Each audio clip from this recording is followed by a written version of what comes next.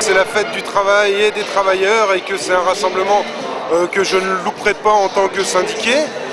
Et aussi parce que la conjoncture actuelle, notamment dans la recherche et l'enseignement supérieur, n'incite pas à l'optimisme et que la lutte contre la précarité dans notre domaine est particulièrement importante. Énormément de personnes qui ne sont pas militants attendent 2012 et disent qu'il y aura une alternance. Et j'espère me tromper et j'espère que nous ne serons pas plus nombreux l'année prochaine pour fêter un événement qui a eu lieu il y a près de 10 ans et qui risque de se reproduire. Et ça serait vraiment dommage qu'on en arrive là et ça serait vraiment dommage, quoi.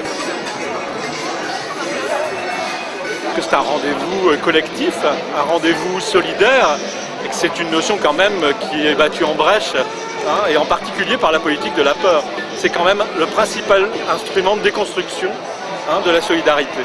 La politique de la peur, c'est se servir de la peur des gens pour instrumentaliser un certain nombre de groupes. En psychiatrie, c'est clair, je veux dire, on utilise un incident certes grave au niveau national qu'on médiatise et qu'on instrumentalise après pour mettre en place des lois qui sont absolument contraires à l'intérêt des patients de façon générale et de la population aussi, puisque ce sont des lois de contrôle social. Première, deuxième, troisième génération, nous sommes tous les enfants d'immigrés. On a marché, et il a parlé,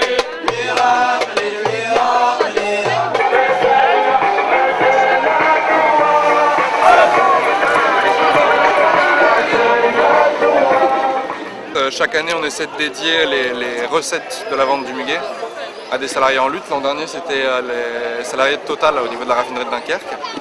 Et cette année, c'est les salariés d'Eiffage, notamment ceux qui travaillent sur le camp Stade, qui ont été en lutte pendant un certain temps. Là, la lutte s'est arrêtée, mais ils ont toujours besoin au niveau des pertes de salaire, de soutien. En fait. C'est une façon de rappeler qu'on est toujours dans un rapport de lutte en fait. Pour les salaires, etc., enfin, dans la lutte des classes. Ça depuis 120 ans, enfin, ça avait même commencé avant, mais la lutte du 1er mai a commencé à 120 ans.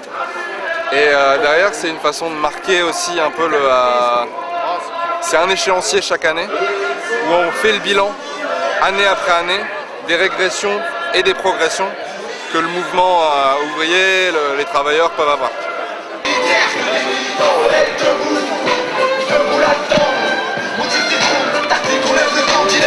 On veut pas de commentaires, que des combattants dealers. On veut pas de militaires, que des militants.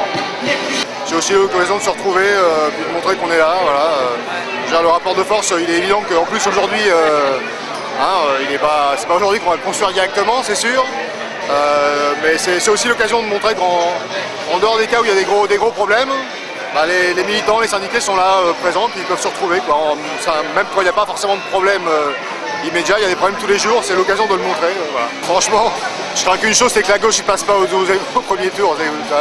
C'est la seule chose que je crains. Le reste, je veux dire on voit bien que tout le monde joue là-dessus. Franchement, j'ai même pas envie de me poser la question, quoi. Voilà, on ira voter à gauche, point barre.